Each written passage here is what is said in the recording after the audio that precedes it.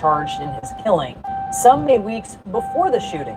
In one call, Travis McMichael reports a suspicious individual in a home under construction.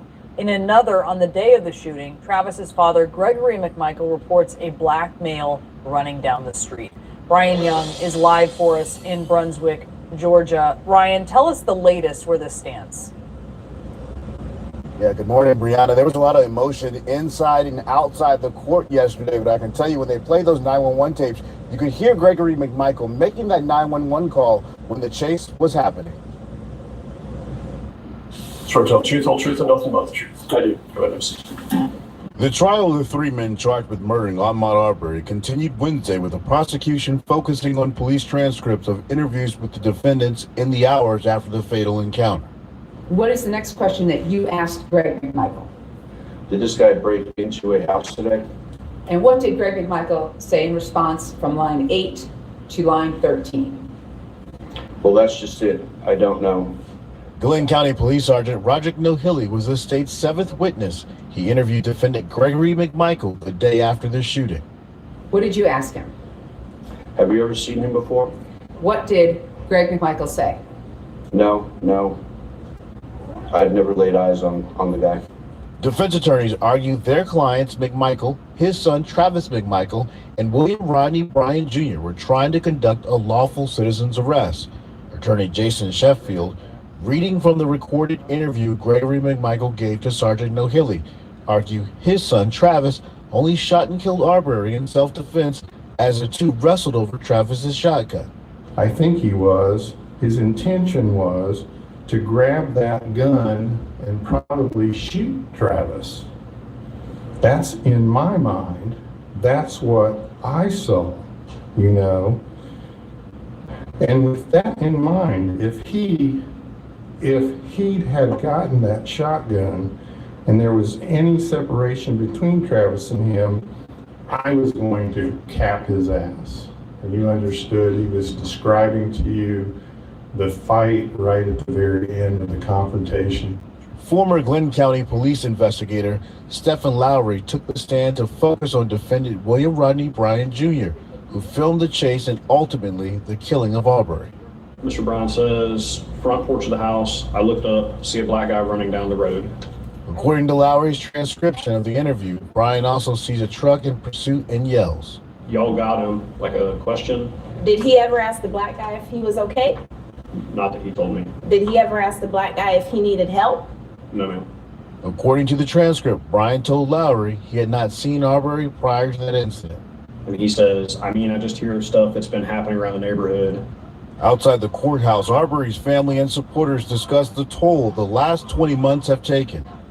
As we stand before this courthouse, I thought this day would never come. In the very beginning, after we laid Ahmaud to rest, it was very hard because we couldn't find any help. The local authorities, they wouldn't give us any answers. And we went for weeks trying to find out what happened to Ahmaud. Yes. Arbery's mother later shared how disturbing Lowry's testimony had been for her. Investigator Lowry was the individual who called me on that Sunday afternoon about 6:30 p.m. and told me that Ahmaud had committed a burglary. I listened to Investigator Lowry today for about 3 hours. He did not tell the courts that Ahmaud had committed a burglary. In fact, he said nothing about a burglary that Ahmaud had committed. Every word that describes to me right now is just disturbing. Ahmaud ran, Ahmaud was chased, Ahmaud was killed, and then Ahmaud was lied on. Reverend Al Sharpton and attorney Ben Crump echoed the family's feelings, laying out the stakes of the trial as they see it. What has happened in this case is a lynching in the 21st century. What happens here in Brunswick, Georgia, in the trial of the killers of Ahmaud Arbery is going to be a proclamation, not only to Georgia, not only to America, but to the world. Yes. How far we have come to get equal justice in America for marginalized black people. Earlier Wednesday, another neighbor testified Matthew Albenzi, who called a police non-emergency line after seeing Arbery outside a home under construction. Albenzi testified the owner of that property had shown him surveillance video of a person who matched Arbery's description in the house previously. And you even tell the Glenn County Police, this guy, meaning the man you're seeing on the property on February 23rd, has been to the house multiple times.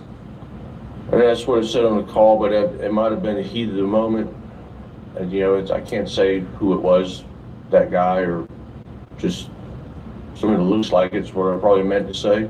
The prosecution has said that surveillance video did show Aubrey at the site several times previously, but he always left without incident. This time, though, when Aubrey left, it sparked a chase with the McMichaels and Bryan that led to his death.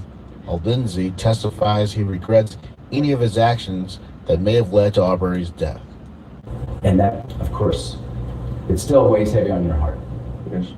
Joining us now is Wanda Cooper Jones, who of course is Ahmaud Arbery's mother, and her attorney, Mark McGuire. Wanda, thank you for being with us. I know this is a difficult week. I can't imagine being in that courtroom, hearing the things that you've had to hear, but I was stunned yesterday when you recounted what you were first told and how you were first told. How were you first told of your son? February 23rd of last year, I received a call about 6:30 in the evening. It was from an investigator, Lowry, from Glenn County Police Department, who shared that Ahmad was committing a burglary. He was confronted by the homeowner. At that time, there was a confrontation with the homeowner. There was a fight over the weapon, and unfortunately, Ahmad was shot and killed. He told you that your son committed a burglary. Yes.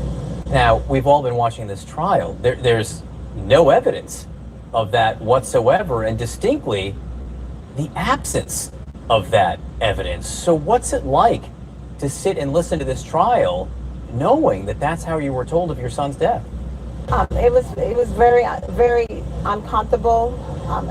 I was very anxious when I heard that he was the next one who was going to come and give a testimony, because I had heard his name several times, and I was really anxious to put a face with a name and actually to get his account on what actually happened.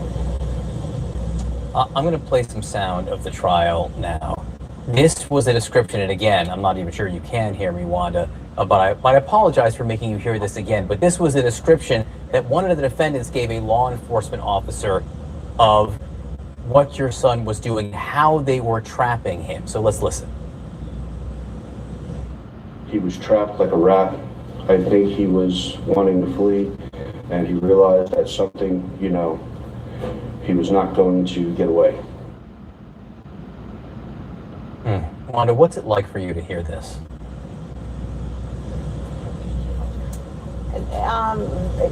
Again, I keep using the word disturbing, but very, very disturbing.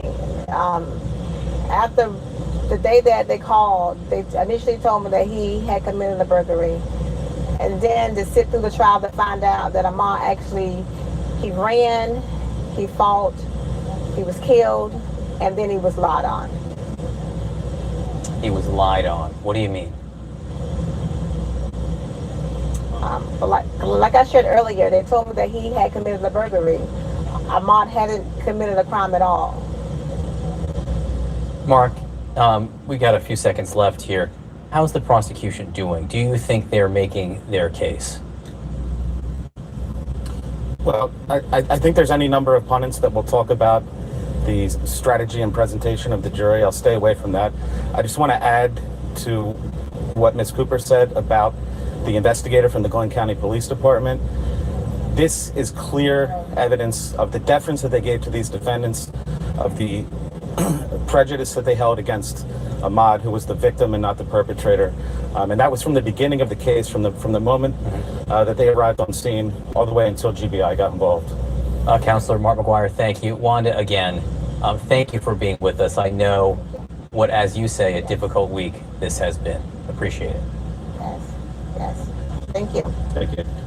Reviewed additional video from the neighborhood where Ahmaud Arbery was shot to death while jogging in February.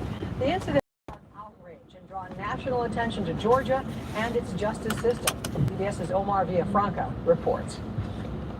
This video, obtained by the Georgia Bureau of Investigation from a camera about a block away from where he was shot, shows a man in a white shirt and shorts going into and around a home under construction. The timestamp shows it happened within minutes of a 911 call reporting a burglary. 10 weeks after an armed father-son duo chased down a jogging Ahmaud Arbery and shot him to death, I ran for Ahmad. people have been running for Ahmad on what would have been his 26th birthday. Put a white t-shirt on. That was the color t-shirt you wore. It's our freedom to be able to go out and run. We shouldn't be hunted down or anything like that. Travis and Gregory McMichael were arrested Thursday and denied bail on Friday, charged in the February 23rd confrontation. This cell phone video recorded the moment Aubrey was cornered by the men and shot twice by Travis while jogging near his mother's house in Brunswick, Georgia. 911 was the addressing emergency. In the McMichaels' 911 call that day, they told the operator they were chasing a burglary suspect. On the eve of Mother's Day, Arbery's own mom looked on as people launched these balloons in a hometown tribute, while Travis McMichael is behind bars facing felony murder and aggravated assault charges, and his father Gregory is charged with being a party to felony murder and aggravated assault. Omar Villafranca, CBS News, Dallas. The attorney who represents Arbery. Body camera video showing investigators questioning the three men accused of murdering Ahmaud Arbery was released this week. In the video, the man who filmed Arbery being shot and killed, William Roddy Bryan, admits he tried to block Arbery several times to keep him from getting away. News4Jax reporter Kelly Wiley walks us through the video. Should we been chasing him? I don't know. Newly released body camera videos show interviews with the three suspects at the center of Ahmaud Arbery's death. In the newly released clips, you hear William Roddy Bryan tell investigators he tried to block Arbery, fearing he would get away. They got down to the end down there somewhere. They must have passed him. I pulled out of my driveway. Was going to try to block him. But he was going all around it, and I made a few moves at him,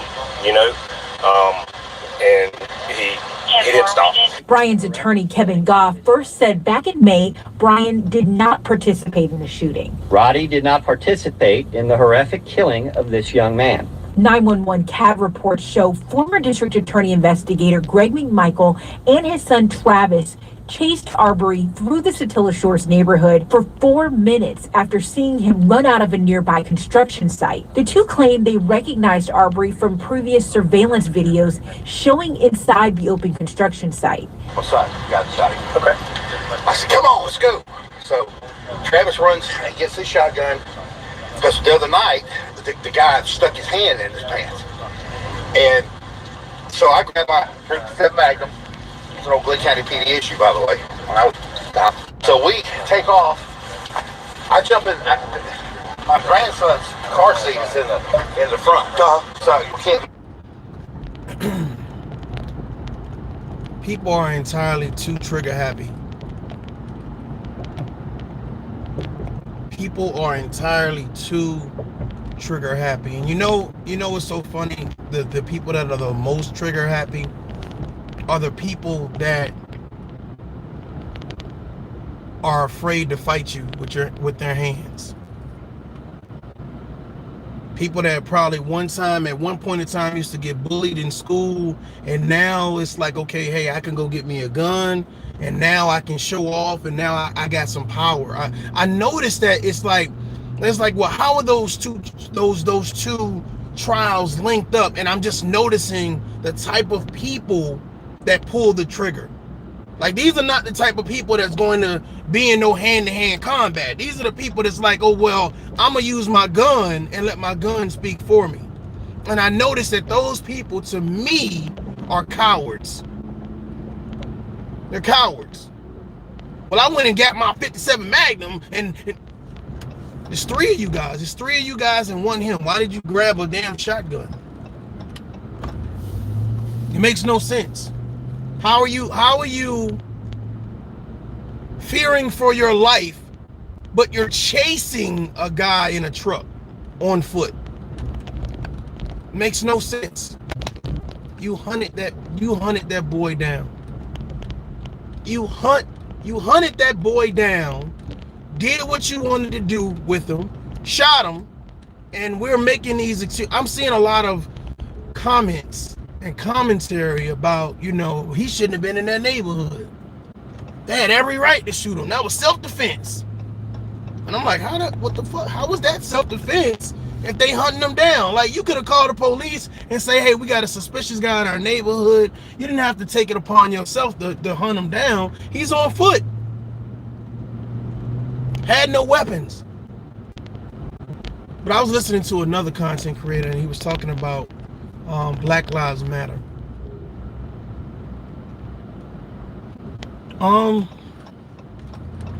Black Lives Matter is the most reactive organization that I've ever seen in my life. They're reactive as hell. Not proactive, reactive.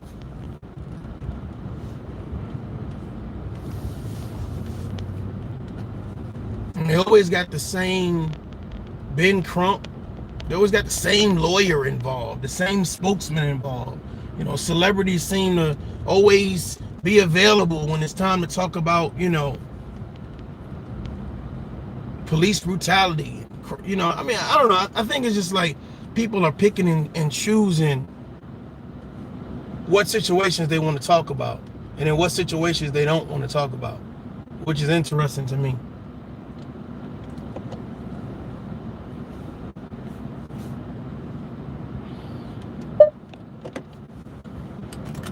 Really don't have time to move it, so I kind of sit on top of it.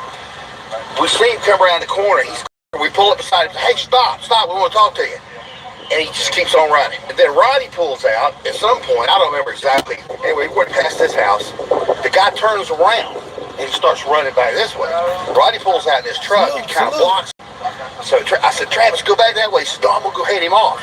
So sure enough, he comes around. We come back down here, and he's right here. And he starts. I don't remember the exact words that was on the set. By this time, I'm in the back of the truck. So the guy, I mean, he's looking dead at us, you know? I mean, he's like, me to you. And he turns and he runs. Travis gets out with the shotgun and runs up there. And, you know, I said, Travis, don't shoot. Don't do anything. The guy turns and comes at him. And they start wrestling, and Travis shoots him around the chest. So we run out and stop him to talk to him. He took off running. Stopped, come out of the truck running at us. I told him stop till he hit me. I had nothing to do. They've had him on video going into that house numerous times. If I could have got a shot at the guy, I'd shot him myself.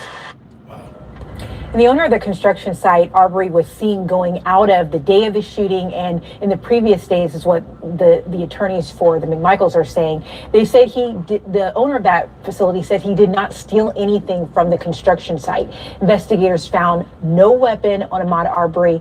And in the last week, the defense for the McMichaels filed a petition for certificate review. Basically, they want to appeal the judge's decision to deny bond for the McMichaels. There are at least two versions of that ugly night in Kenosha, when Joseph Jojo Rosenbaum and Anthony Huber, two demonstrators, were shot to death at Rodney, you're exactly right. Do I believe that Kyle is a younger version of those gentlemen that's involved with the Ahmaud Arbery? Yes. Yes. Here's the thing. Being a former soldier, right? You always, it's interesting when you have the soldiers that are used to weapons. You see what I'm saying? The soldiers are used to they handle their weapons a little bit more responsibly versus the soldiers that are happy. Like, they're happy to pull a trigger. They're happy to point the gun at somebody. They got power now, because before they used to get their ass kicked. Before they used to get bullied.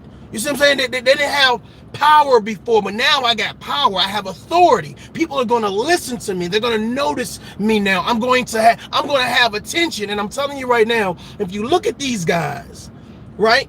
And it's unfortunate that, you know, any lives get took. It's unfortunate that, you know, people have to rot in jail. I get, yeah, got it. Empathy, got it.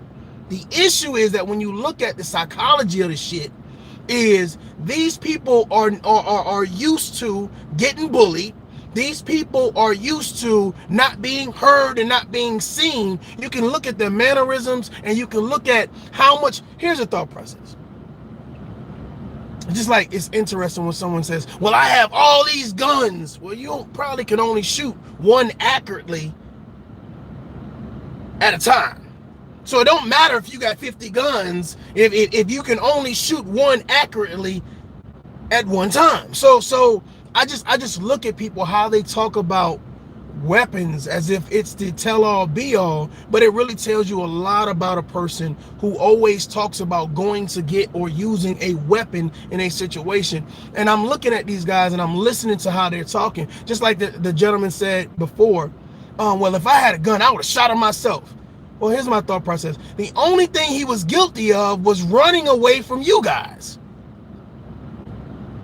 The only thing the guy was guilty was running away from you guys. Even with the Kyle incident, which they're going to break it down too, it's like, well, he came at him with a skateboard, but he got shot 5 times. I want you guys to think about it. If someone is coming at you with a skateboard, right, and you have a weapon, AK-47, right? Them seeing the damn, if you pop a warning shot in the air, that might right there scare them away. You shoot a person in the leg, that might slow them down and stop them as well. But the thought process is, I have power now. I have power now. I have power now. Strange. By a 17-year-old toting an AR-15 rifle, Kyle Rittenhouse. Huber was going after him with a skateboard when he was fatally shot. For some supporters, a valiant attempt to wrestle the gun away, says his friend Seth. The main thing he was going for, sure, he tried hitting him with the skateboard. I think he did get contact with him, but he was basically just trying to get that gun out of his hands. That's all he wanted, was that gun out of his hands. He didn't want anybody else to get hurt. We're running medical, and we're going in, or we're getting it. But for others, this is the issue. The issue is that when you have a 17-year-old making life and death decisions, a 17-year-old that is not trained on where to shoot and when to shoot. So could someone definitely be scared that someone's coming at them with a skateboard? You goddamn right. Hell yeah. You know, got it. Should you be allowed to defend yourself? You goddamn right. Got it. The issue is that if you put 5 bullets in someone because you were so afraid that they was about to kill you, you shouldn't even been there. You wasn't mentally prepared for that situation. You see what I'm saying? So can you imagine him not having control of that gun? And now if you're a bystander, you're getting shot. The thought process is you shot this guy 5 times. And I'm just like, well, is that overkill? Is that an assassination? But there are other people who believe that what he did was self-defense. It was needed. And those other people as well are people that say, well, hey, I got my gun and I can pass judgment on you. Ladies and gentlemen, this is the issue that I'm having with the situation. There are people that believe that guns make them powerful and they can use those guns to pass judgment on you. You're walking through my neighborhood. You're running through my neighborhood. Hey, you're at this protest. Hey, I'm gonna pass judgment on you. I'm going to decide whether you live or die. No one asks, why didn't you fire a warning shot? No law enforcement, no military personnel. Hey, fire a warning shot. Let them know, hey, I'm armed and dangerous over here. This guy did not have the mental capacity. 17 years old. He didn't look like he was a high school football star. You understand what I'm saying? So the thought process is, I have power now. Think about the overkill of having an automatic weapon. Now I have power. Some people say, well, hey, he was only protecting stores. He was only protecting property. There was no reason, you know what I'm saying, people should have been looting and doing all types of, I totally agree. Totally agree.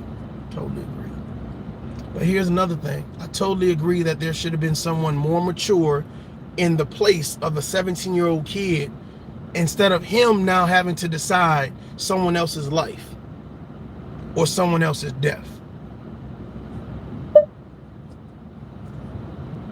Kyle Rittenhouse has emerged as the latest and lauded case in a highly politicized campaign for gun rights and armed self-defense.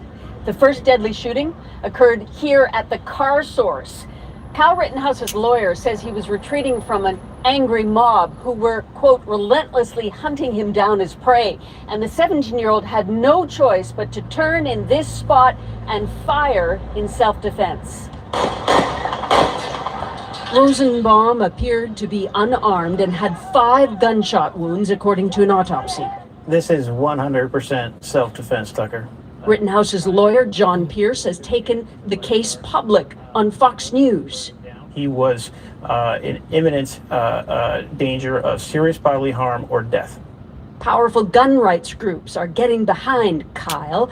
Hashtag Fight Back, founded, it says, to counter the lies of the radical left, has raised a reported $700,000. A Christian crowdsourcing site, several hundred thousand more. The lawyer even tweeted a shout out with Rittenhouse in jail. I just want to thank every single one of you from the bottom of my heart for the underlining support. In Antioch, Illinois, where he lived, near the fire station where he was briefly a junior cadet, at the donut shop he went to, mixed views. He is, in a sense, a hero because, you know, he stood up for the community. I think it was pretty stupid. What he did was wrong. He should have just left it be, let the Kenosha police and everybody else down there hand. Exactly. I don't know who the hell that is. Exactly. And it's so funny to me because I'm gonna be honest with you guys that, and I'm gonna take it there. I do truly believe that if this guy was a young black man, a young black 17-year-old down there with an AK-47, shooting at a crowd, talking about self-defense, I'm defending Target, I'm defending Walmart, bro. You know why? Why put yourself in harm's way to defend? It wasn't a national landmark. You know, I mean, and that's why you have law enforcement. That's why you have military. You to go out there and say, I'm here with my fucking gun now. I wish one of you motherfuckers would. Did you think that he went out there? I'm just here to protect the community.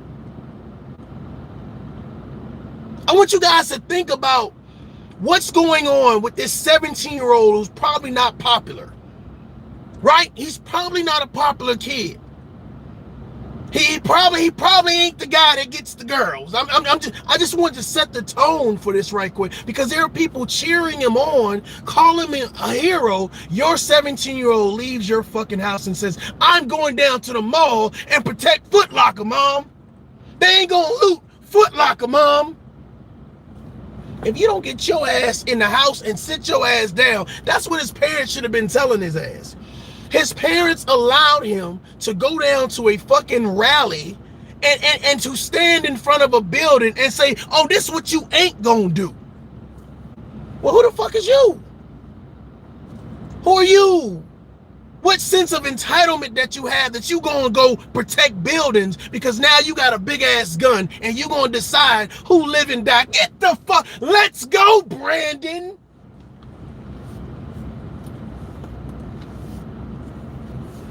You calling him a hero? Well, I know real heroes. I know real people that's motherfucking done went to Iraq, Afghanistan, and jumped out of motherfucking airplanes and rappelled from helicopters and drove tanks. These young people were heroes. That wasn't no fucking hero. That was a guy that used to get bullied in fucking school, who got a goddamn access to a weapon and decide, oh, I'm going down there and I wish a motherfucker would. That's like somebody going to the local club and shit, and they having a bad day and they strapped. Oh yeah, I wish a motherfucker would in this club. And shoot up the whole fucking club because they got a bad attitude. Because they, no, I'm not gonna fight you. I'm gonna shoot somebody. Can you imagine Americans talking about, yeah, that's a hero? Well, most businesses, ladies and gentlemen, have insurance. Oh my God. Most cities have police departments, military access.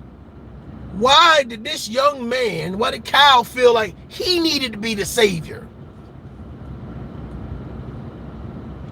We living in some troubled times. We living in some troubled times where people feel like I'm going to take matters into my own hand. And here's the thing. You could have called the police department and did a full live report. You could have videotaped it, and that way there was evidence, so that way you could say, yeah, these people did X, Y, and Z. You said, I'm going to stand in front of the tyranny. I'm going to stand in front of this mob of people. Well, what did you expect to happen? What did you expect to happen? It's almost like, say I have an issue with such and such. I already have an issue. There's already tension. I'm going to deliberately grab my weapon and go to where such and such is, knowing that it's already a hostile situation. You can't tell me that's not premeditated. If you go to where the hostility is, the hostility didn't come to you. If you go to where the hostility is, there's already things being reported on social media. Hey, there's a mob, shit is going on, shit is wild out here. And you then grab your weapon and go to where the craziness is. Your child goes to where the craziness is and expects nothing to happen. Well, that sounds like some young, dumb shit. How does that make him a hero? I'm lost. It's called privilege, front and center. Primo, that's primo. I like that. Now, I've heard a lot of content creators, and they had their angle depending on if they're Republican or Democrat or liberal. Depending if, let's go, Brandon. Depending on what they like, depending on who they supported, it was like, he's a hero. This young man was standing up for justice. Without him, I think that was nonsense. Take this as from a former active duty warrant officer. That was nonsense. I've seen young people that are trigger happy, that says, now I have some power. When we was in Iraq, oh, well, I'm just going to point my, no, stop. That's because they used to get bullied in school. That's because nobody ever gave them the respect they needed in school. They probably was the ones getting shoved in lockers and shit. People was goddamn picking on them and shit. Now I got some power. Oh, he a real life G.I. Joe. And we hype him up to believe that what you did was right. No, what you did was reckless. What you did was put yourself in harm's way, and you put others in harm's way, because guess what? You didn't have the capacity to say, well, I'm not going down there, because if I go down there, it's probably going to cause me to have to use this weapon. You're not shooting a fucking 22. You're not shooting bullets this size. So 9 times out of 10, if you pull the trigger on that weapon, you're going to really cause some damage. But you knew that, Kyle, because you were shooting cans in the backyard. You were shooting watermelons and goddamn bottles in the backyard. You wanted to see how that shit looked when it hit some flesh. Let's just be real, y'all. Let's just be real. The same way they chased Aubrey down in a fucking truck. Let's get him. Come on, Bob. Let's get his ass. Yeah. He running now. We got that boy running now. It's no difference. That's no fucking difference. It's the same shit. It's the same shit. But depending on how we want to spin the story, depending on how we want to promote the narrative, we call one heroes and we call the other murderers. When it's the same shit. People were trigger happy. People were trigger happy. But the issue is, that's why I tell people, don't matter how many guns you have to be able to use one accurately. You know what I'm saying? So the thought process is, when I see people have an abundance of guns or whatever, it lets me know that, you know what I'm saying, you're compensating for something. Either a lack of courage, a lack of hand skills, or just a lack of common sense. Just don't put yourself in that. If someone breaks into your home, you do what you need to do to defend yourself and your family. Got it. But don't go looking for trouble. These people went looking for fucking trouble. How the fuck does that make them stop calling? Let's go, Brandon. Stop calling them a hero. The fuck? What makes him a hero? I know real heroes, real motherfucking veterans that put their life on the line for a real cause. Kyle was not a motherfucking hero. That didn't make him a hero. You went looking for trouble.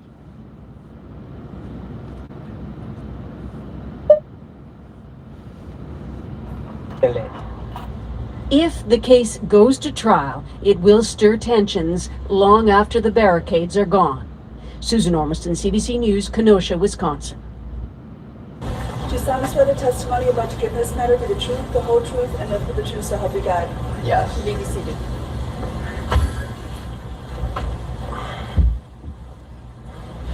Could you please state your name, spelling your last name for the record? Kyle Rittenhouse, Rittenhouse. Kyle, where do you reside? Walworth County. How old are you? 18. On August 25th of 2020, did you come to downtown Kenosha to look for trouble? No. Would you have shot Joseph Rosenbaum if he hadn't chased you trying to take your firearm? Objection, leading. Sounds kind of leading. Would you... I'll get to it. Are you a high school graduate? Yes. What high school? Penn Foster Online High School. Are you currently enrolled in any further studies? I'm a college student studying nursing at Arizona State University. Who do you currently live with? My mom and 2 sisters. Directing your attention to August. They're making this shit too easy for me.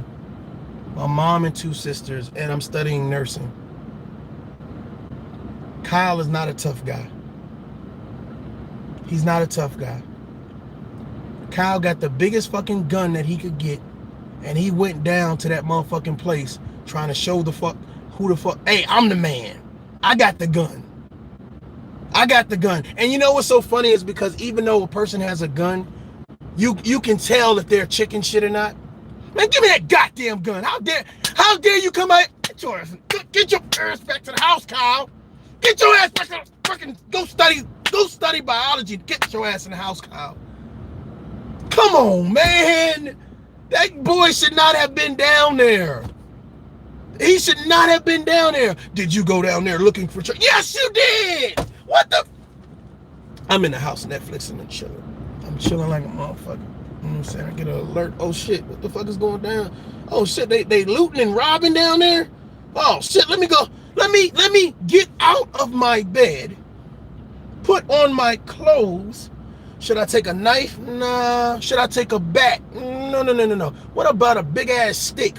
No. What about a big ass gun? Yeah, okay. And I know people are gonna already be intense down there, or whatever case may be, and this is my chance.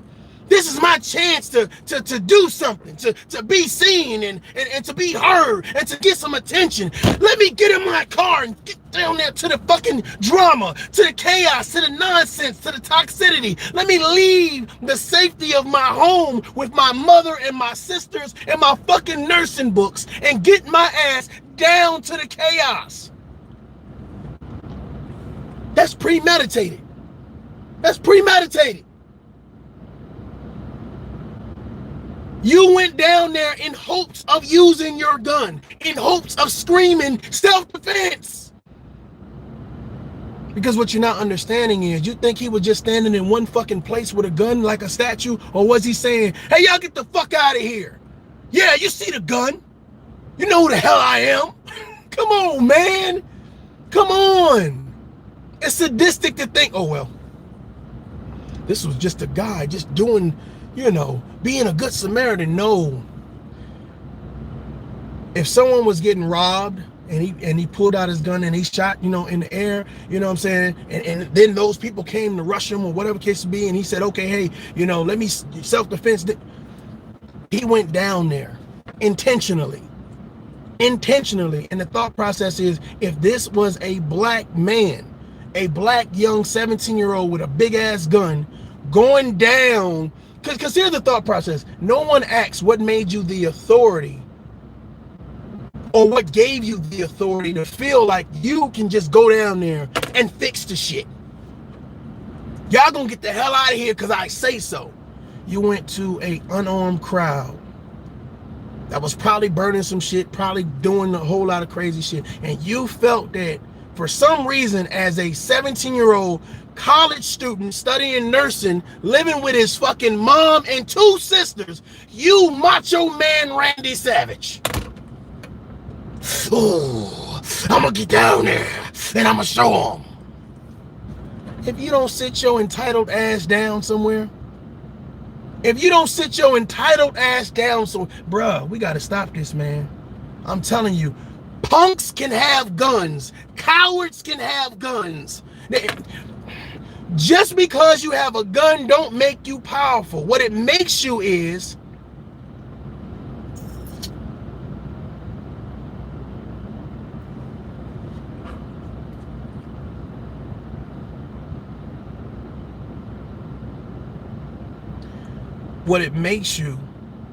a person that now can use the gun wisely or use the gun not so wisely.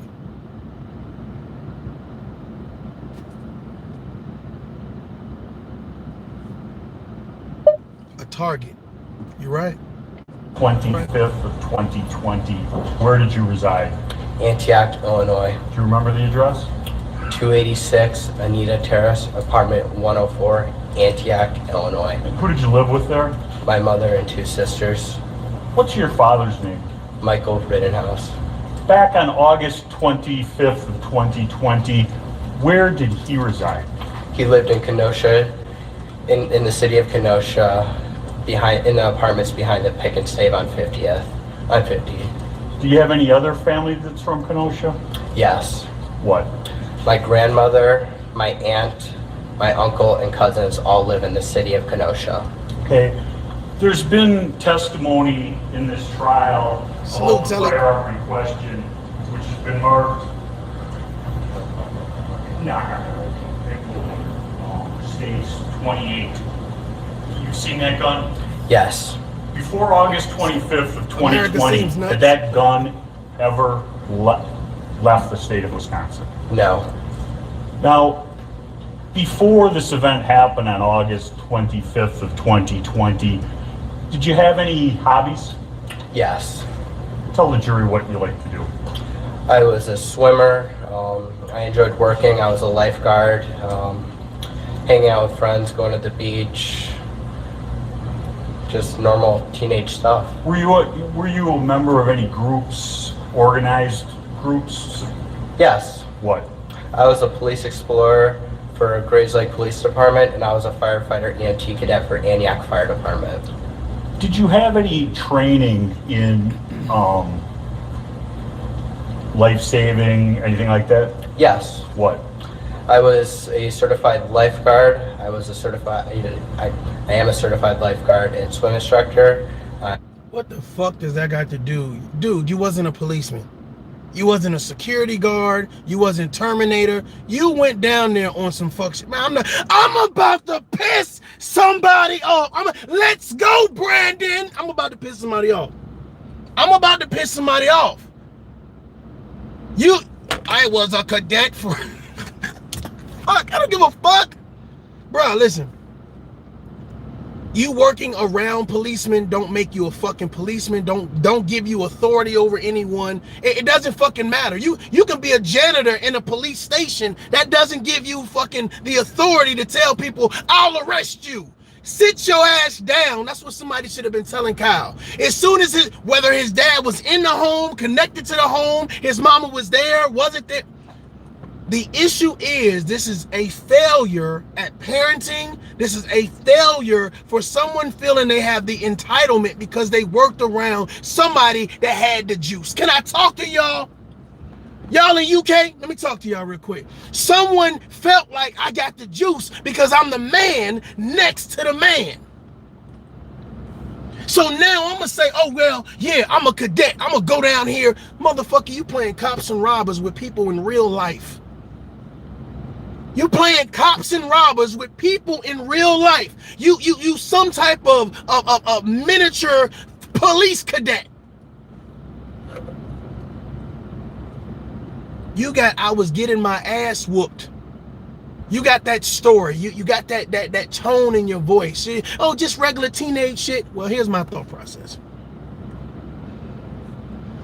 I don't believe Kyle was popular. I don't believe he was the cool kid in school. I don't believe that, you know what I'm saying? Because here's the thought process. You took the biggest gun you can motherfucking get. He didn't take no handgun. This motherfucker took some shit where everybody can see. He was riding dirty. He was Arnold Schwarzenegger. I'll be back for real. God damn it. Y'all wonderful in the chat. Y'all want to get some people up in here. Y'all wonderful in the chat. He thought he was really doing some shit. Probably smacked the shit out of it. Man, get your ass out of here. Get your ass home. Get your fucking ass. Get your ass out of here. The hell you thought you was? What were they teaching you in Kenosha? What was they teaching you? You see a mob, you go to the mob, bruh. It's real life consequences, Kyle. When you pull the trigger, when you pull out a gun, when you showcase force, it's real life consequences. Some people, you got to show them that you're willing to use it. Whoever had the skateboard was like, well, motherfucker, use it then. Use it, I'm about to whack you in your goddamn... Because I'm sure Kyle was talking cash shit. He went down there, got down with Juju Beans and motherfucking Frosties and Snicker bars and his big ass gun, he's high off fucking Red Bulls and shit. Yeah, I'm gonna fucking show you guys. Don't fuck around, guys. Don't you do it, sons of bitches. There's no difference between the Ahmaud Arbery and the motherfucking Kyle Rittenhouse. It's no difference. It's the same type of dudes. Same type of dudes. I'm gonna grab my gun as soon as I see something. I'm gonna shoot him. If I had a gun out, shot him to you. Come on, man. If y'all don't see no similarities in that, my thought process is, do you feel like justice will be served? Because you got people out there screaming, these people were American heroes. American heroes? What type of shit? What type of shit? American hero. Please stop putting these type of men with my brothers and sisters in arms. Please stop doing it. Please, these motherfuckers were no heroes. They were predators. They were fucking fake ass hunters. Motherfuckers weren't no heroes. He was a hero. He was 17-year-old and he was defying tyranny. He was trying to save the buildings. No. He was a one-man militia. That's what he was. He issued death because he felt like he had the power in his hand to issue death. And for that, he sacrificed his freedom. And he took the life of someone else because he didn't know how to say, you know what, maybe I shouldn't be here.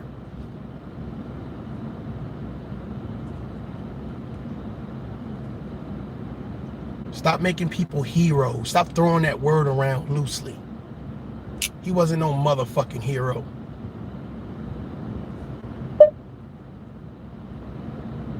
I am certified in Stop the Bleed, CPR, AED, automatic external defibrillator, and basic life support. Okay. On August 25th of 2020, where were you employed? I appreciate you. I was furloughed at the YMCA in Lindenhurst, Illinois because of the COVID-19 pandemic, and I was working at the Recplex in Pleasant Prairie. Okay. Recplex here in Kenosha County? Yes. Now, on the night of the 24th, did you come to downtown Kenosha? Not downtown, but I came to Kenosha for work. Okay. And after your shift at work completed, where did you go? I went to Dominic Black's stepfather's house. I believe his name is Scott Dickhart. It's been a while since I've seen him. Okay. And who is Dominic Black in relationship to you? Him and Dominic Black and my sister Mackenzie Rittenhouse used to date. Okay. And on the night of the 24th, were you aware of anything going on in Kenosha?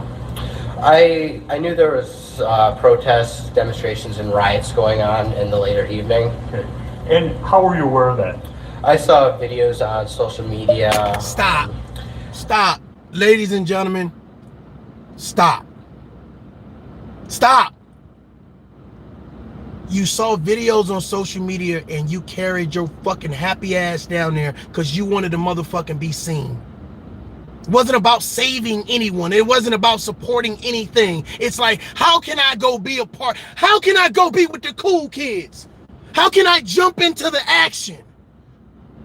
None of your resume breaks down anything heroic.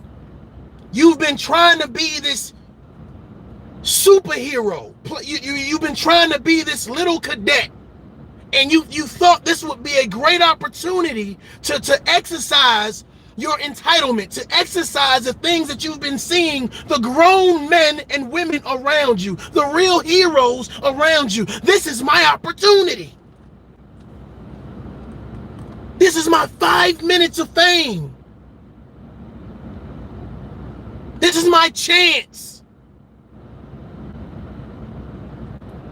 to live out my dream. The narrative sounds great. Young man stands in front of a building and says, "You shall not pass." Motherfucker, he wasn't protecting him against the Taliban. The fuck? It wasn't even gang members. It's regular fucking people doing knucklehead shit, but the thought process is, did they deserve to die? You still a TV, you're getting shot in the face by the little cadet. Don't touch that building. Those bricks, no. Shot in the face. Don't break glass. How dare you? Little cadet to the rescue. Shot in the face. The fuck out of here. No training. Trying to be a fucking hero. You decide whether people live and die or not. Because you wanted to join, because you wanted to be a part of the action. I heard it on social media. I was seeing the videos. Of course you were. Of course you were. Nobody fucking said, "Kyle, we need you. Please, Mayday, help. We're going down. We got buildings burning, Kyle. Come on down here, man." Get the fuck out of here. On Facebook live streams, TikTok of, I saw the car source lot being burned down, the car source 1, what we've been referring to. I saw a police officer get assaulted. He had a brick thrown at his head. And I saw the mattress store owner get knocked. Premeditated. You saw a police officer get a brick thrown at his head. Motherfucker, you was not a police officer. You should have stayed your ass at home.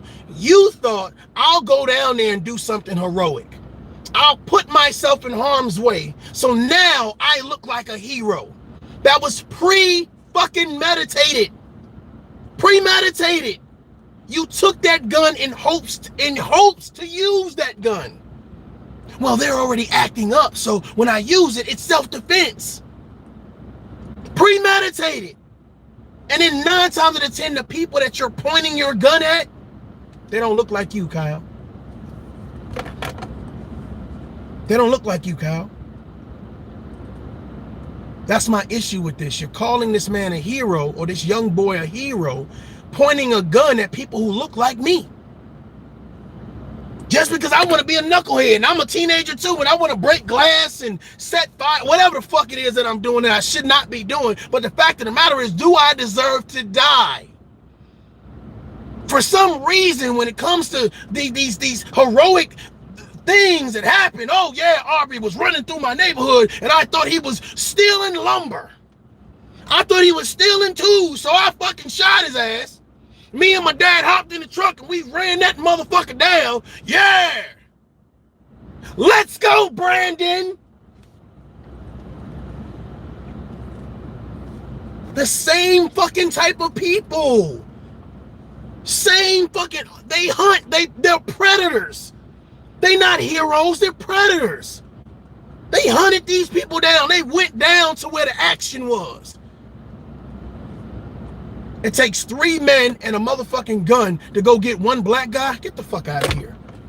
Fucking white kid sitting at home watching Netflix and fucking farting and playing with himself. Oh my God, TikTok, Facebook, it's a lot of action going on. How can I get involved? How can I do something? How can I get my 5 minutes of fame? I want to be a real cadet. A real cadet. You playing with people's lives, you jackass. Fucking AK-47. What the fuck? And I believe his jaw was broken. It had to be wired shut or something. And you saw all of that on the 24th? Yes. Did you go to downtown Kenosha at that time and try and do anything about that? No, I did not. Oh my God!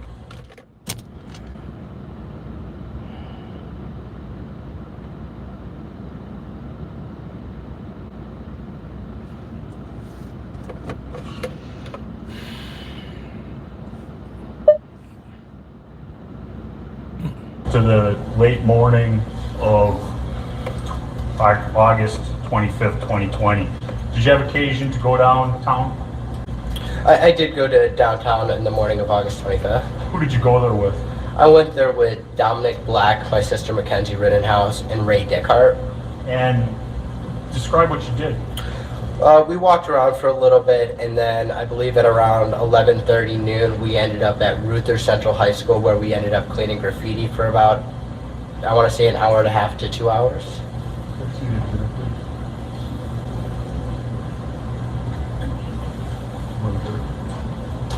Showing what's been previously marked as Exhibit 131. Do you recognize that? I do. Could you describe what you see in that photo? Towards the left in the... Rodney, if nobody protected property, then this world would be suck. It takes obviously and it comes first, but nobody protected the property. Then what is the point in buying a house? Okay, so check this out. I totally agree that you should protect your property.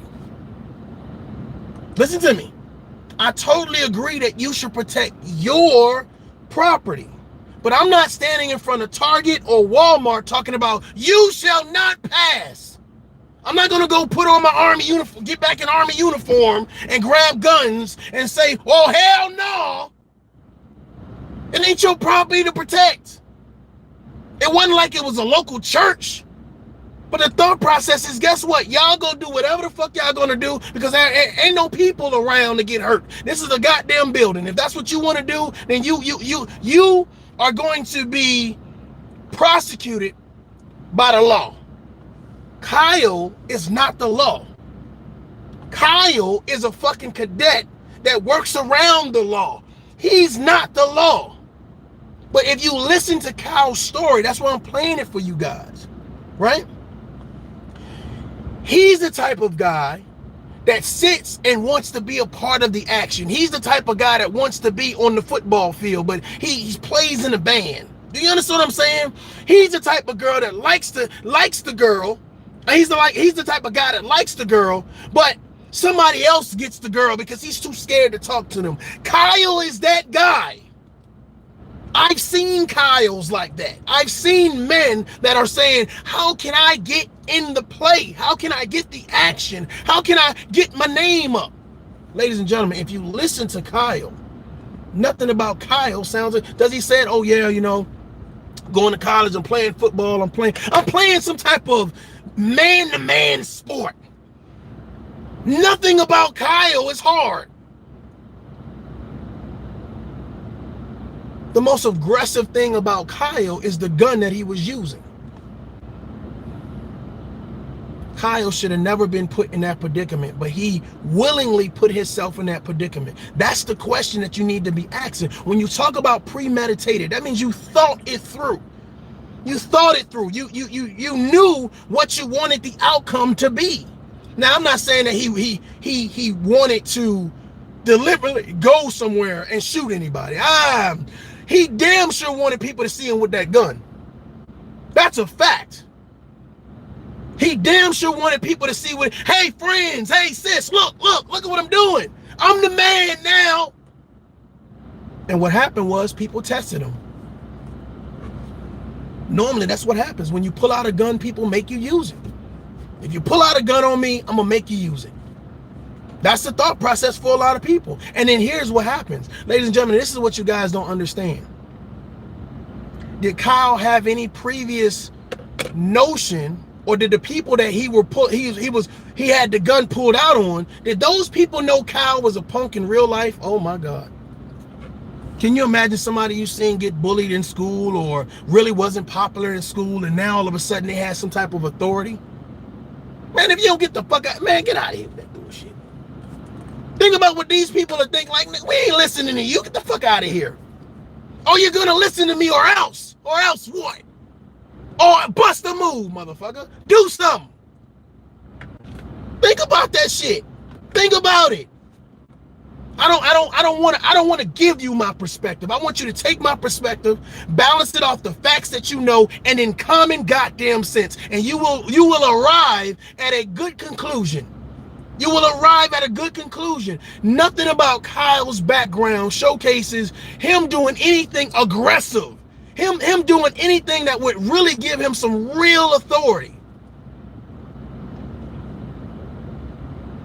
That's why you say there's a lot of cowards that are policemen. There are a lot of cowards that do things so that way they can jump on anything that gives them authority. You can always, come on, man. Can I talk to some people right now? Have you ever got pulled over and the policeman, the cop was extra aggressive? They were extra aggressive versus, hey, how you doing? You kind of going kind of fast back there or whatever. Can I see your license and registration, please? Okay, cool. All right. Let me just check, make sure you ain't got no warrants. You know, the car is registered in your name, your insurance is good. I'll be right back. Okay, officer. All right, listen, I'm gonna let you go with a warning or whatever case may be, yada yada. Versus, where you coming from this time of night? Okay. All right. Where you headed to? Okay. All right. You mind if I search your car?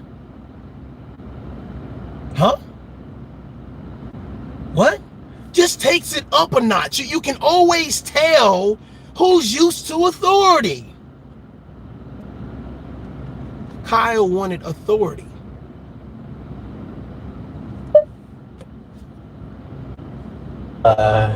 Olive green shirt, that's me, and then to my left, that's Ray Dickard, and to my right, that's my sister Mackenzie Rittenhouse. What are you doing there? We're cleaning graffiti off of Ruther Central High School. And were you getting paid to do that? It's about being fair and impartial. I appreciate that. Thank you. It's about being fair and impartial. If this young man went down with his sister to clean graffiti off of the school or whatever case may be, first of all, you should have did that at an appropriate time and not been in the midst of anything chaotic. But if you did do that and you guys were cleaning, you know what I'm saying? Great. Good job. Let's go, Brandon. Good job. Good job. Good job. However, when it got dark or it started getting dark, take your ass and your sister's ass back to the house and be in the comforts of your own home. If you want to sit there and play with yourself and play with your gun and wait for somebody to come through the door so you can use your weapon, and you do what you got to do. But when you went down there and it was nighttime and you got this big ass gun, I don't know why you thought you was a Terminator. Someone was going to listen to you.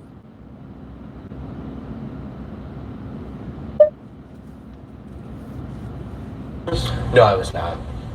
And you see what the graffiti says? Yes. And you knew what it said as you were cleaning it off? Yes. I won't repeat it. After you were done doing that, what did you do? We were walking and we went to the car source lot, the first location, and we were looking at the destruction of the burnt cars, and we saw the owner, Sam and Sal, I believe that's what they told us their names were. And you saw, when we say car source, the one that you met Sam and Sal at is what we've been referring to as car source number 1? Yes. And that's the one that they just played a video of all the burnt out cars? Yes. Did you have any discussions with Sam and Sal? Briefly, I offered my condolences and I said if there's anything I can do, please reach out to me. He gave me his number. I gave him my number. And you were with Dominic Black at that time? I was. And your sister? Yes. And what did you do after that? After that, we walked back to, I believe, we parked our car by, you see the parking lot? Do you have the pointer up there? Yes. We parked our car right in this parking lot in that corner, somewhere over there. I can't see that far, I'm sorry. You're referring to the parking lot, which is at the corner 59th and Sheridan. It would be the southeast corner, correct? Correct. And you're pointing the dot. You parked closer to 8th Street, correct? Yes. So you can put the pointer down. And whose car did you get there in? Dominic Black's. And when you left, where did you go? Once we left that parking lot, we went to Dominic Black's stepfather's house again, and we hung out there for a little bit. Okay. And do you know who Nick Smith is? I do. And did you have any contact with Nick Smith that afternoon? Later in the evening, around 3:30, 4 o'clock, Nick Smith called me and Dominic. And when he called you, what was the nature of the call? At first, Nick Smith wanted us to drive him to Chicago by O'Hare Airport, the suburbs of Chicago, because he wanted to buy a bulletproof vest. And Dominic said, okay, we'll drive him. And then he said, okay, I need you to pick me up at like 3:30, 4 o'clock. Okay. Did you go? I want y'all to hear that. Buy a bulletproof vest. They playing soldier. They're playing soldier.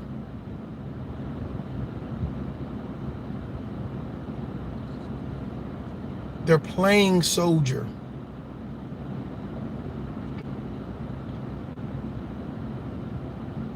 And I have an issue with that because I know real soldiers.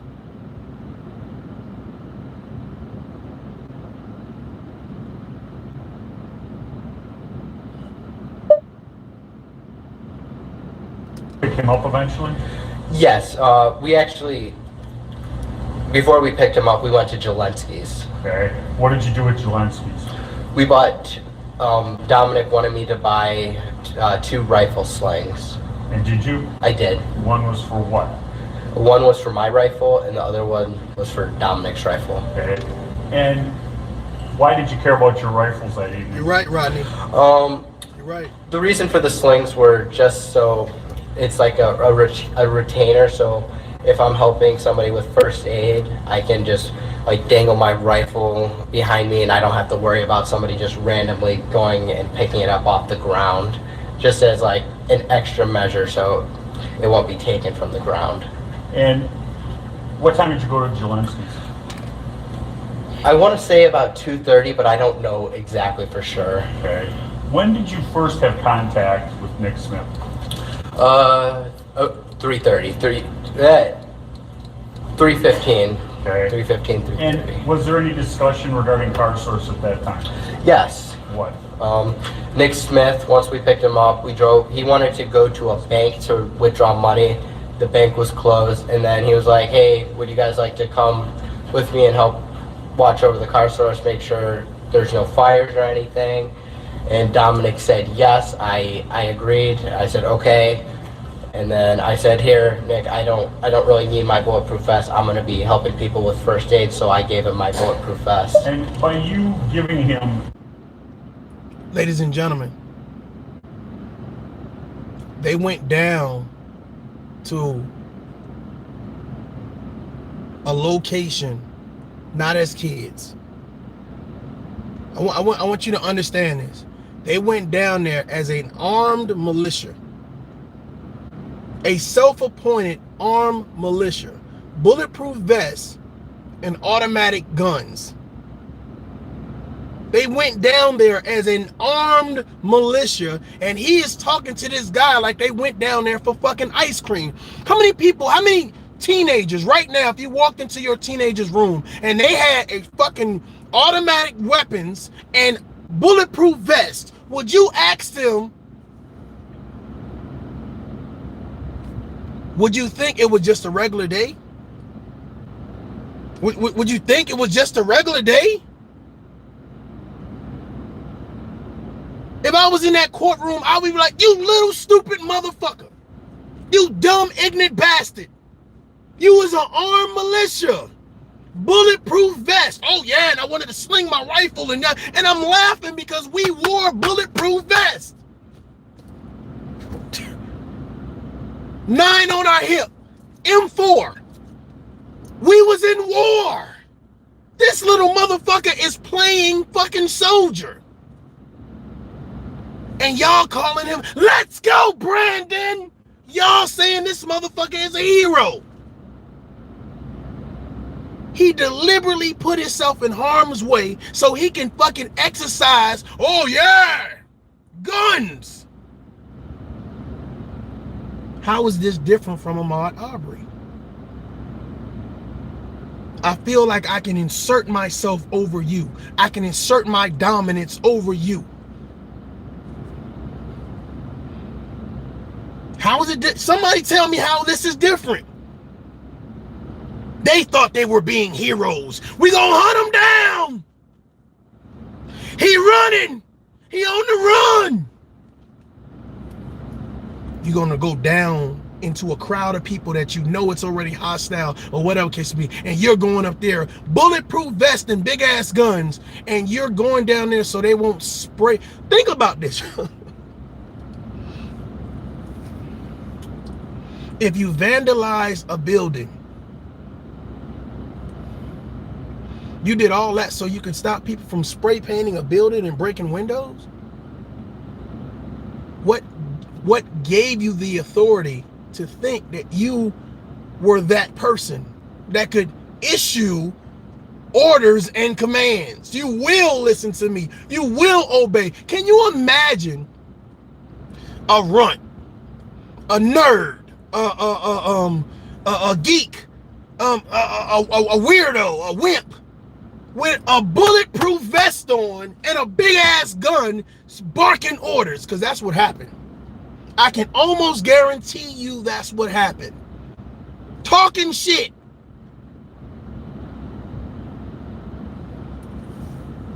It's crazy. He's a hero. Okay. All right. Your bulletproof vest, did that stop the need to go to someplace by Ohio Airport? Yes. Okay. And why does a 17-year-old kid have a bulletproof vest? It was issued to me by the Grays Lake Police Department. You didn't purchase it? No, I did not. What gets better? Wait, motherfucker, wait. So you had a bulletproof vest and your homeboy wanted a bulletproof vest. That didn't work with the police department. That wasn't a cadet. Y'all motherfuckers was an armed militia. Anybody who say otherwise, you are delusional than a motherfucker. These two young boys, right, probably get their ass whipped in high school, joked on, pushed around. See, Kyle would be the guy that grows up and then he stops you and he feels like he has a certain type of dominance over you now because he has a badge and because he has a firearm. Yep. He's the asshole cop that stops you and asks you stupid ass questions. He's the cop that's going to give people a bad taste about other policemen, because we know that there are some phenomenal officers out there, first responders out there. But Kyle's stupid ass, he's the guy that does the neighborhood watch and say, hold on, is this a black guy driving in the fucking neighborhood? How the fuck he get in our neighborhood? Hey, you, slow down, you're running too fast, you jackass. I got the authority of neighborhood watch. I'm a fucking cadet. Okay. Hold on, Kyle. Don't shoot. With your bulletproof vest, where'd you go? We went back to Nick Smith's house where we parked Dominic Black's car. And then what did you do? We walked from Mr. Smith's house.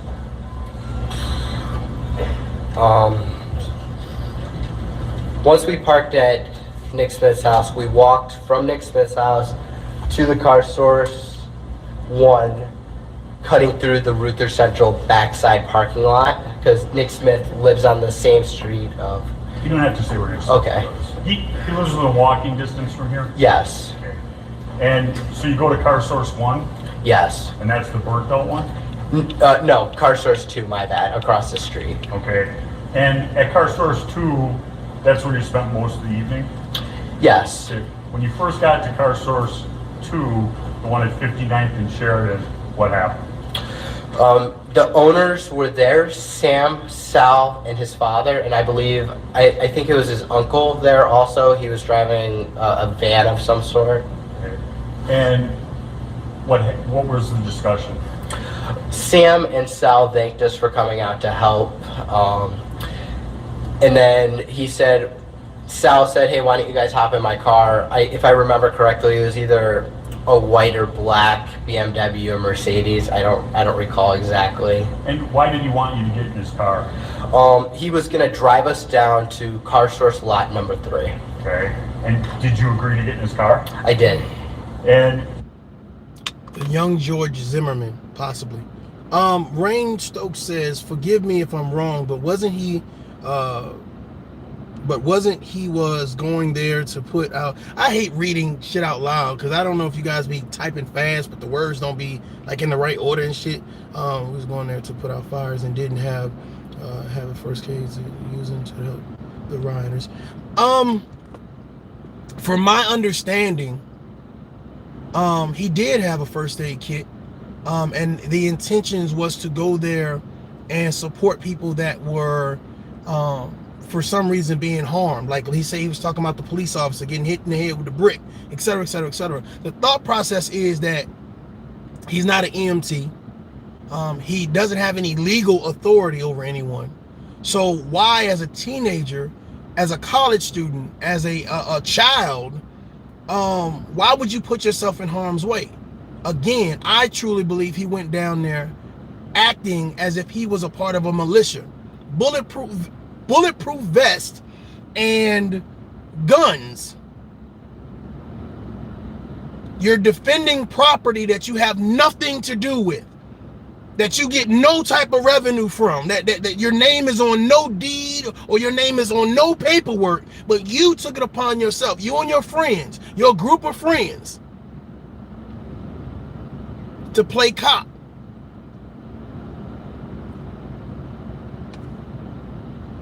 He wasn't a hero. I know people that have given their life, the ultimate sacrifice, who just had kids, who just got married. Real fucking heroes who didn't put other people's life in danger because they wanted to be a part of the fucking action.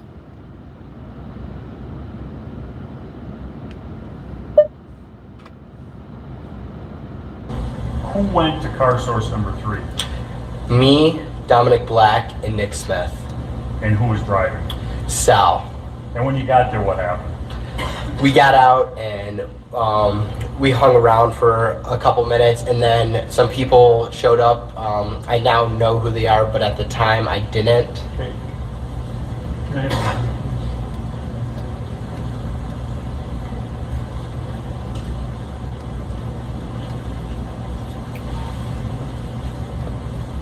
Show it's been marked as exhibit 3030. Do you recognize that exhibit? I do. And can you, Your Honor, can you go up there, please, and point out, can you point out the people who you knew before that picture was taken and name them? Yes. This is...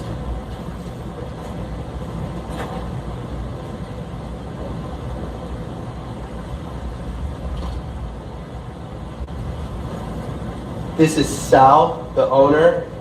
This is Ryan Balch. This is Joanne Fiedler. This is Justin Hamilton.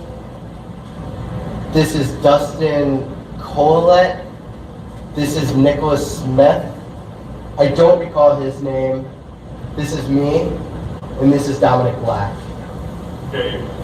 We've heard testimony. You can have a seat. We've heard testimony about you, Nick, and Dominic. You knew those individuals before August 25th, 2020? I knew Nicholas Smith and Dominic Black. Okay. You did not know the owner of Car Source previously? I did not. Was he being nice to you guys? Was he happy you were there? Was he mad at you for being there? Describe it. He was happy we were there. Okay, and you heard their testimony, the two owners, I believe that was Friday afternoon? I did. And did they give you permission to be there? They did.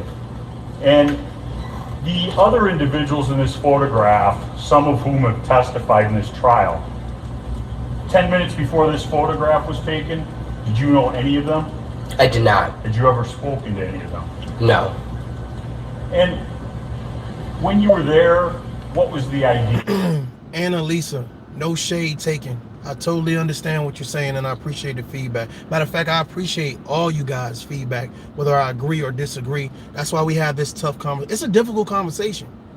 We're talking about teenagers. We're talking about racism. We're talking about the justice system. We're talking about a lot of different things. And of course, emotions are going to fly. My thought process is I wish no one had to lose their life. I wish this teenager doesn't, I don't want them to go to prison. But the fact of the matter is, it's like when you start taking matters into your own hands and start trying to play God and start trying to say, I have the authority over you just because this or that. The thought process is, well, are you trained? Are you responsible with the authority that you have? So when you, first of all, you made the authority up and you were irresponsible with the authority that you made up. And then you were armed and dangerous. I'm going into battle. I'm going into war. That's your thought process? Because nobody asked you to go. Nobody's sitting for you. Nobody said, Kyle, please. Nobody was in duress. Now, if a business owner said, yeah, Kyle, come on down with your AK-47, bring your homeboy to you. We're going to protect the goddamn car lot, boy. Then those adults should also be on trial. Those adults who said, come on down. Armed and dangerous. Come on. Then they should be also on trial. Let's go, Brandon. They should also be on trial. Because now I'm curious, did they have insurance? I'm not gonna stand there and protect no fucking car lot. Bruh. All this shit is insured. Y'all do what y'all gotta do. Long as none of my family members are in there, hey. You dying for a Volkswagen, motherfucker? For a Jetta? For a Prius? For a Camry? For a used car? For a fucking used, was it a Mercedes lot, you son of a bitch? Huh? Sons of bitches.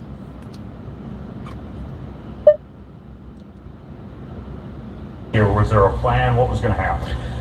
Yes, the plan was to, I went down there to provide first aid. I brought my orange first aid kit, the fanny pack, and I also brought my Pelican box, which was filled with first aid stuff by my feet to provide first aid.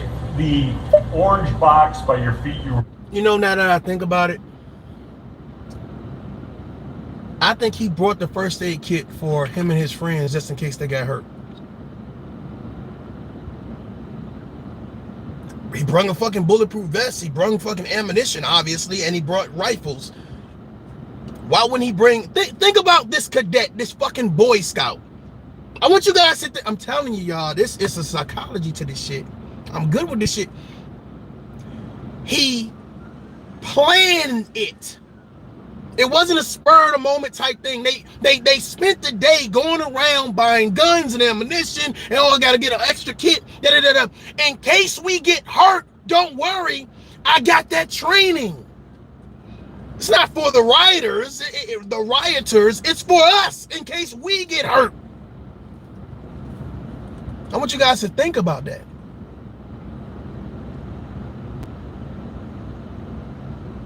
I'm curious to hear if he actually administered any first aid to anybody Or did he just have it in case one of his homeboys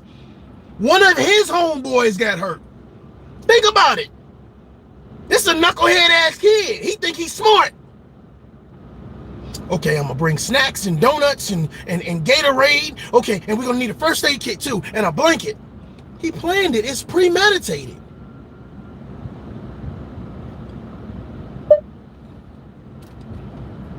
Referred to as a Pelican box? Yes. Did you have that before the 25th? Yes. Was it stocked? Yes.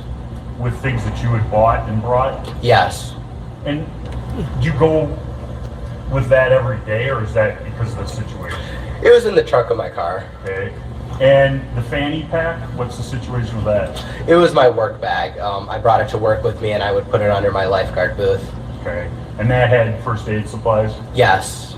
Now, after the meeting here at 63rd and Sheridan Road, what's been referred to as Car Source 3, what happened? After the photograph, I believe, I don't recall exactly, but there was about 2 or 3 vans that pulled up, like big vans with people inside of them. Okay, and what was their role in this evening? Well, they showed up and they wanted to protect the business, and I didn't really have a say. An armed militia that was planned. An armed militia. Vans rolled up with a bunch of people in it that was armed. An armed militia. They all wanted to protect the businesses. By any means necessary.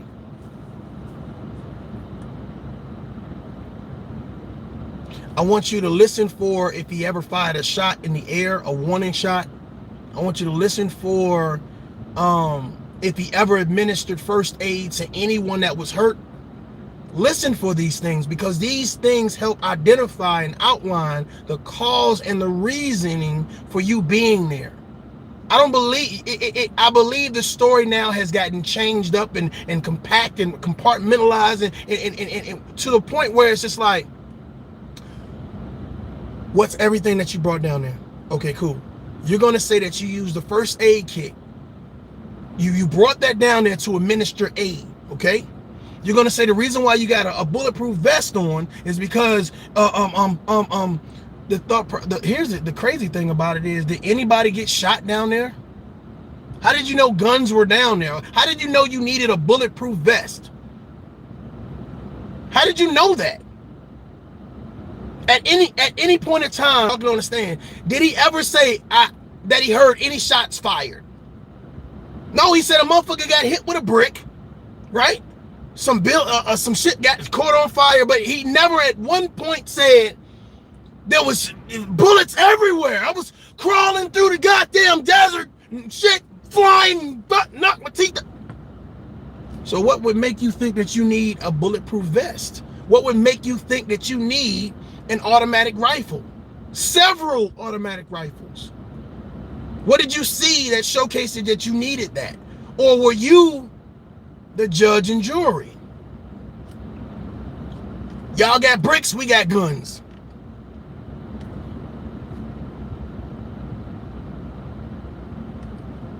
I think y'all get the point. Those two trials have the same 2 type of people. Trigger happy people. Ladies and gentlemen, if you don't know what this is, I'm Mario J. This is Tough Love. Until next time, I normally say adult up, but I'm going to say get our justice right. Peace.